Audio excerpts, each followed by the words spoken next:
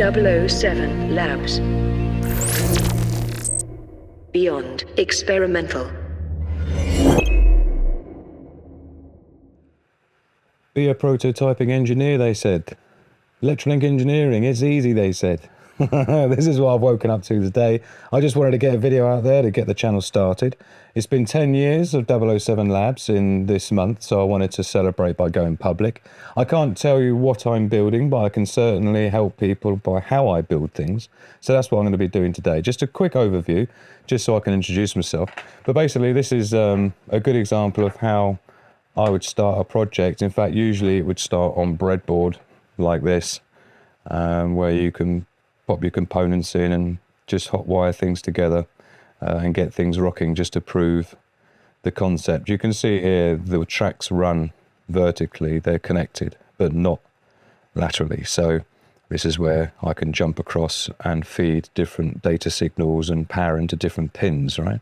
Now, talking of pins, usually what we get is a data sheet like this with the modules. Now this is an ESP32 microcontroller, which is a little bit different from the teensy that you saw on that previous version. So the teensies are great little microcontrollers, really great processors. But I'm doing more and more work nowadays with the ESP32, and one of the benefits of the ESP32 is it comes embedded with Bluetooth and Wi-Fi as well, right? So this is a classic microcontroller board. It's got an SD card socket on it. You've got the main controller there, USB input and so on, right? And then these are input-output pins. So this refers to the diagram. And so I can figure out what pins I want to go where. And they have slightly different functions depending on the color and the code of whether they can do analog signals and measure how much voltage is coming in on the pin, or whether it's just turning offy on and so on, or data signals such as SPI, fast data transfer pins. They're all designated. And this is actually another data sheet printout, which is lit just for the main socket on the side here, which is supposed to be able to feed a TFT screen. It's like pre-wired with this socket here, so you can just feed into a TFT display. Now the problem I found is that, and this is the little connector that comes with it, and I'd already gone ahead and soldered all these wires onto the TFT display. Here's one here that I'm going to be using, 3.2-inch capacitance touchscreen display, and you can see here I've already wired on where we need to wire in, right? But the pins that have been allocated to here, we can't use to drive this display, so I'm going to have to do it manually, just wiring in wire to wire. Now the problem with that is it can start getting a little bit messy, as you can see with an example here that I've got, and here's a microcontroller that's the same, ESP32, it's just a slightly different board design. Now I've had to put my own SD card on here because there wasn't one that came built in, so I've had to put my own SD card reader on there. But you can see here the wires that we've got, right? Now I've had to solder each one of these 10 wires on, color coded and everything, twist them up, solder them up, and this is just a round display, like a smartwatch display, right? So you can see how messy things get with when you start getting all the wiring where it needs to go, right? That's just for the power board and controller module. So what I'm looking to do is to change. I like these, you can see the difference. Yeah, so this is the same display as this one. It's just the difference big is instead of wiring it up manually with the silicon wires that I like, these are all silicon wire everywhere. I don't like using non-silicon wire for prototyping. So what I've done here is to use the FPC cables, the flat cables, yeah, to be able to drive the displays, and you can see how much neater it looks, right? And when you're doing a prototype for a client, you certainly want to try and make as much effort as you can, because they can't see beyond this. It's all very well saying, oh, you know, we're going to design a circuit board that's got everything that we want and no wires, but if you can demonstrate something that looks more like this, and again, I've got this flat cable as well, going to the power control board, and also to the MP3 player and the display and so on, right? So you can just see the difference in the rat's nest of wiring. So this is what we're doing here. This is a slightly new design for something else. I'm going to be using this microcontroller from Lowlin, ESP32, and I'm going to be connecting to this display. Now I want it to be a nice, neat installation, so what I'm planning to do is again use these flat ribbon cables. So I've already made one up here, and when I say I made one up, I buy sets like this, and you can buy just the circuit boards like this, like a breakout board, and these are quite handy because this is a 10 parallel, so 10 connectors, 1mm spacing, and on the back you actually get the slightly smaller version if you want that as well, a 0.5mm spacing socket. Now, so you buy the circuit boards, and then you buy your little ribbon cable connectors, look, and then you have to solder those onto there, which is like nasty, right? I say nasty because I'm doing it manually with a soldering iron, right? So this is the problem with prototype engineering, is that you're doing everything from scratch. Although, as they say, to make an apple pie from scratch, you first need to make the universe. So it's not completely from scratch, but you know what I mean. This one here, I've actually done, but I've also chopped it down. It's exactly the same thing, look. I've just carved it down basically to make it more efficient with space. Now this is the one that's going to be going on the microcontroller on the back there, look. So that's how I've decided I'm going to mount it, so that I can run the ribbon cable from the processor to the display. Now, I've put some Kapton tape on the bottom here. Kapton tape, which is heat-proof tape basically, so that when you're soldering you don't get lumps coming out the bottom, so it's nice and flush. And then it also acts as an insulator, so I'll just double sticky sidey that down, and then you'll still be able to access the flat cable connector to release it and stuff. So this is similar to what I've done here, look, on this processor, ESP32, and I've got the same thing going on the back here. You see here's one, and again I've cut that one down as well to be nice and efficient with space. There's quite a lot going on there, but as you can see, so much neater, so much easier, and theoretically, as long as you maintain the same consistent pinouts across the ribbon cable, it makes it, which I'm doing here, which is why you see here I've got, I can't show you any higher than that, but you can see these are the actual connectors that are on the display, on the TFT display. So I've labelled those so we know which wire is supposed to go where. So we've got things like the touch screen. Like I said, this is touch screen. You've got the touch screen interface, the touch screen interrupt pin, which initiates a trigger when it detects someone's touched it. It's good for like waking the system up. You've got the ground there. We've got I2C clock and data, which is the capacitance touched. That's how you get the coordinates back of whereabouts you're touching on the screen using the I2C data lines. You've got the backlight control, so we can fade the backlight up and down, the data in, the data out, and you've got control data line and a cable select and so on, right, reset, and a data clock. So there's a few pins to come off there, and then this is what I've drawn out for going to the ESP32 microcontroller, which again is this chap here.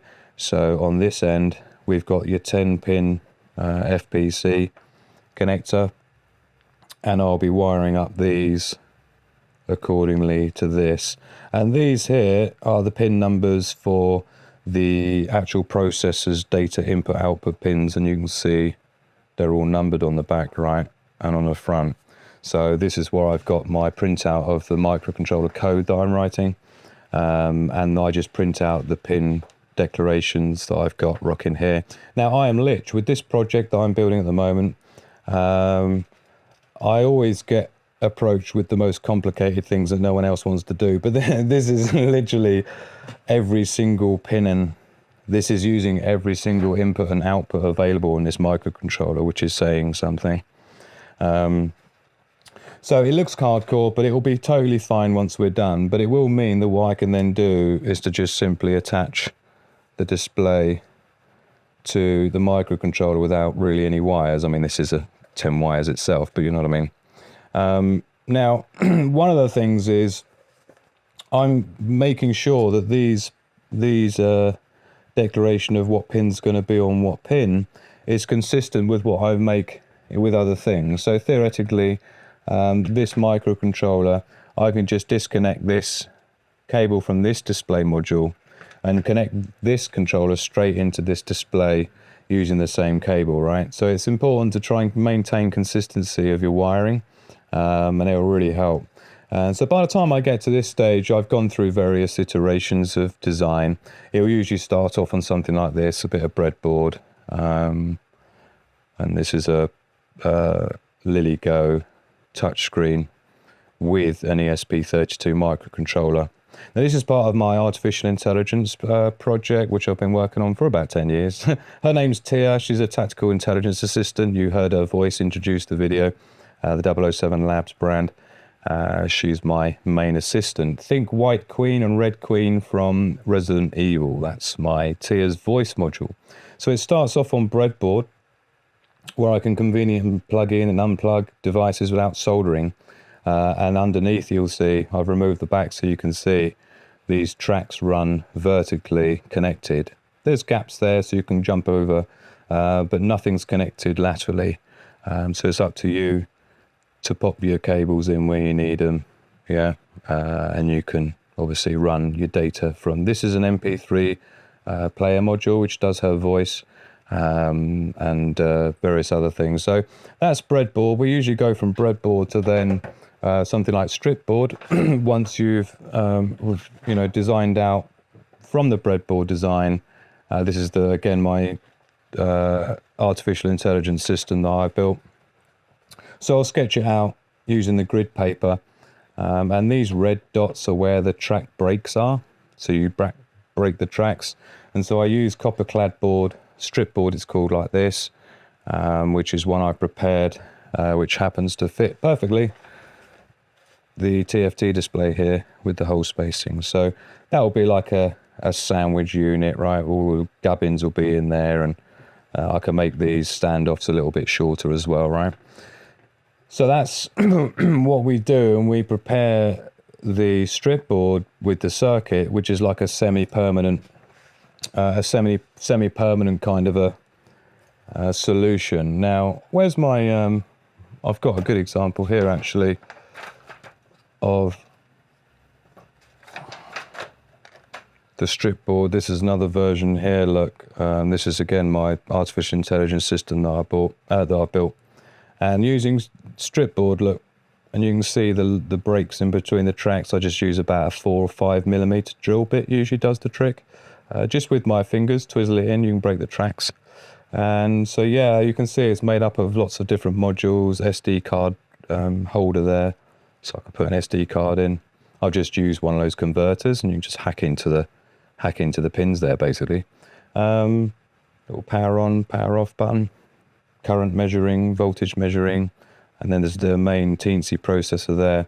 But the point being is that I would build that on breadboard first. You can see I'm using one of these flat cable connectors there. Here I've robbed an inertia sensor because they're about £35 nowadays. They've gone right up in price, so I've robbed it off there for another project. But this is my tactical intelligence system. I'll show more about that in a future video.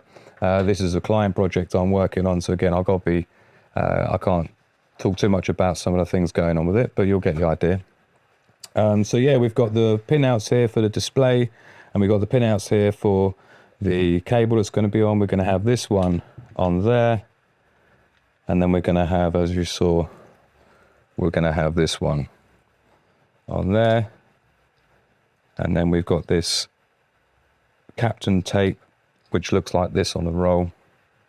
Captain tape, heat-proof tape to insulate it. And I'll just use some double sticky to have that on there. And I just need to feed the wires from here onto the relevant pins on the microcontroller, of which I've already cut up here, look, silicon wire.